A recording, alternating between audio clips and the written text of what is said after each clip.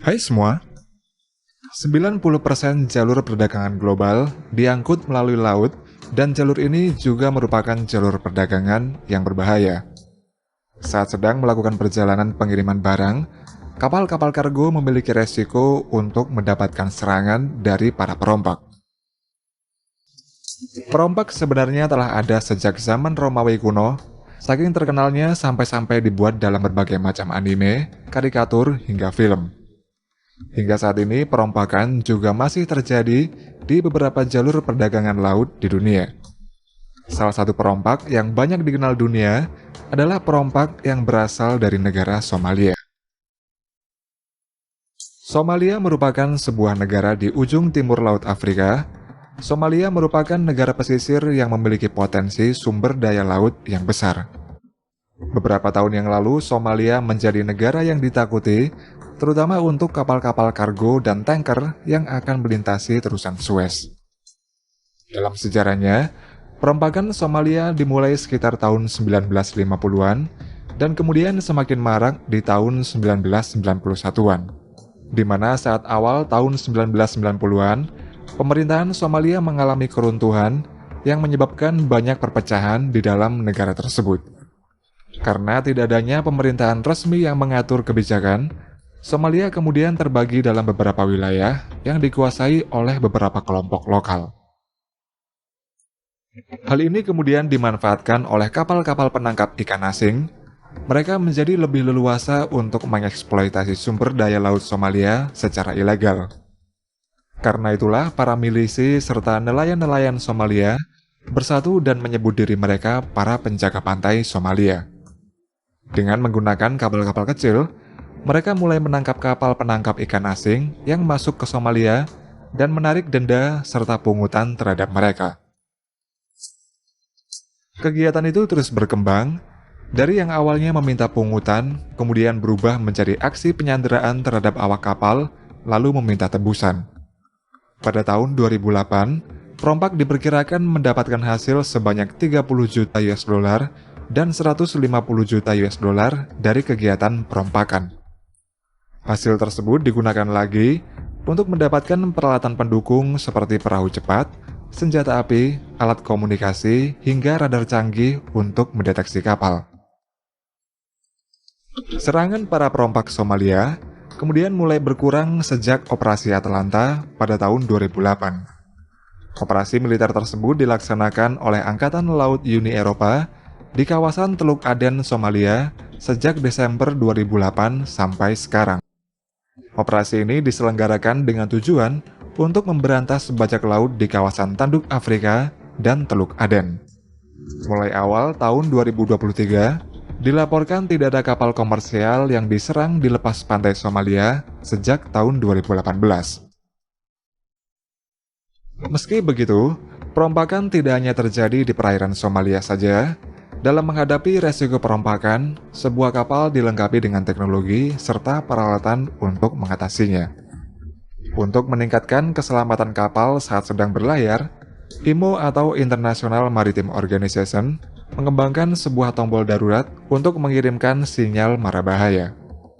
Ketika sebuah kapal sedang diserang oleh perompak, maka kru kapal akan menekan tombol darurat tersembunyi untuk mengirimkan sinyal. Sinyal ini kemudian akan menginformasikan ke penjaga pantai, pemilik kapal, kapal-kapal di dekat area lokasi pembajakan, dan lain-lain. Pemilik perusahaan kapal juga memperkerjakan para penjaga keamanan swasta bersenjata lengkap untuk melindungi kapal mereka dari aksi perompakan. Para penjaga keamanan merupakan orang-orang yang memiliki pengalaman dan profesional di dalam bidangnya. Mereka akan bertugas menjaga kapal selama 24 jam non-stop. Selain itu, para tim penjaga keamanan juga memberikan latihan anti perompakan kepada semua kru kapal. Di saat terjadi aksi perompakan, maka para kru akan mematuhi prosedur yang telah ditentukan. Kemudian tim penjaga keamanan mempersiapkan diri dengan senjata yang mereka bawa. Selain menyewa penjaga keamanan, terdapat juga beberapa peralatan untuk menghadapi aksi para perompak. Antara lain water cannon system, yang berupa perangkat semprotan air bertekanan tinggi untuk menghalau atau menggagalkan serangan bajak laut. Water cannon dipasang di bagian kapal yang terdapat persediaan air untuk memadamkan kebakaran. Water cannon juga dapat dikendalikan dengan remote control yang berada di dalam sitadel kapal, yaitu tempat persembunyian terakhir di saat para perompak naik ke atas kapal. Sistem water cannon dapat menyemprot air hingga tekanan mencapai 10 bar, serta memiliki jangkauan hingga jarak 80 meter jauhnya.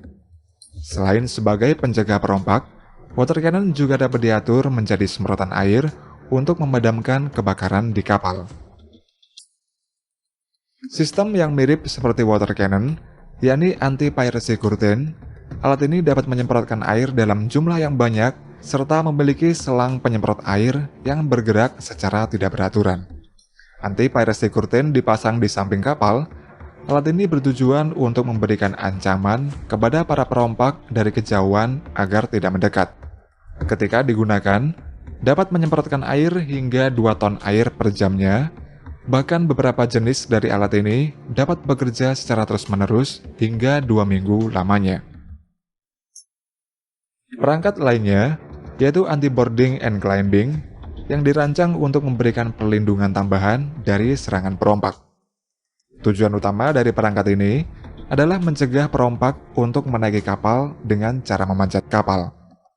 Alat ini berupa panel-panel yang dipasang di sisi kapal, sehingga ketika para perompak berusaha memanjat ke atas kapal, maka tangga tidak akan bisa menggapai sisi kapal karena terhalang oleh panel. Kemudian ada juga perangkat keamanan yang berupa kawat berduri yang dipasang di pinggir kapal. Ketika kapal akan memasuki kawasan perompak, maka para kru kapal kemudian mengeluarkan kawat berduri. Kawat berduri dipasang di sekeliling pinggir kapal untuk memberikan ancaman pada bajak laut, serta memberikan keamanan pada kapal. Ada juga anti-boarding trailing wire. Alat ini berupa kabel yang dipasang di sekitar lambung kapal hingga buritan kapal. Ketika terjadi serangan perompak, maka kabel tersebut akan bekerja seperti perangkap yang dapat menyerang baling-baling kapal yang digunakan oleh para perompak.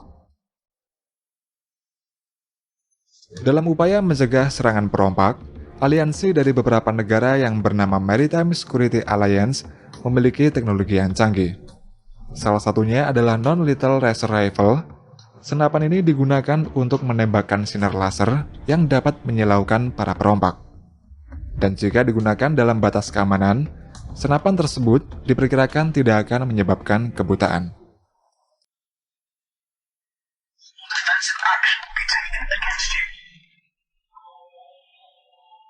Perangkat lain yang digunakan oleh Maritime Security Alliance adalah LRAD atau Long Range Acoustic Device yang berupa perangkat meriam suara terarah. Perangkat ini juga sering dijumpai pada kapal militer Amerika. LRAD dapat memancarkan pancaran suara hingga 150 desibel dan jangkauan suaranya mampu menempuh jarak hingga 3,5 km. Sedangkan efeknya bisa disamakan dengan berdiri di depan mesin jet, sehingga mampu menyebabkan sakit kepala, panik, dan potensi gangguan pendengaran. Kemudian dalam mengurangi aksi perompak, Angkatan Laut juga memiliki peran yang sangat penting. Amerika memiliki sistem senjata berbasis laser yang dipasang pada kapal Angkatan Laut USS Ponce. Dalam demonstrasinya di tahun 2014, teknologi laser itu dapat menghancurkan atau merusak target yang ada di permukaan laut maupun udara. Sistem ini mampu merusak kapal kecil, merusak peralatan elektronik musuh, merusak senjata musuh, membakar mesin kapal, hingga menghancurkan pesawat tanpa awak di udara. Untuk dapat merusak target, sistem laser tersebut membutuhkan waktu sekitar 15 detik, namun jika jarak target sekitar 8-9 km, maka target harus dikunci sekitar 1 menit agar dapat merusaknya. Bentuk lain dalam menghadapi resiko perompak adalah dengan menggunakan kapal otonom atau kapal tanpa awak.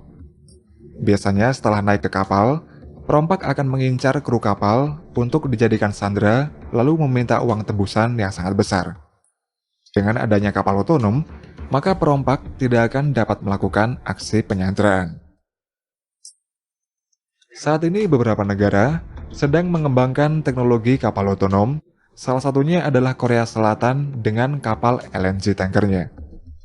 Kapal buatan Korea Selatan itu mampu melintasi Samudra Pasifik dengan sistem otonom. Selain untuk mengurangi resiko aksi perompak, kapal ini juga bertujuan untuk mengurangi tingkat kecelakaan kapal hingga lebih dari 70%. Saat melakukan pelayaran otonomnya, kapal ini mampu menghindari sekitar 100 potensi tabrakan dengan kapal lain.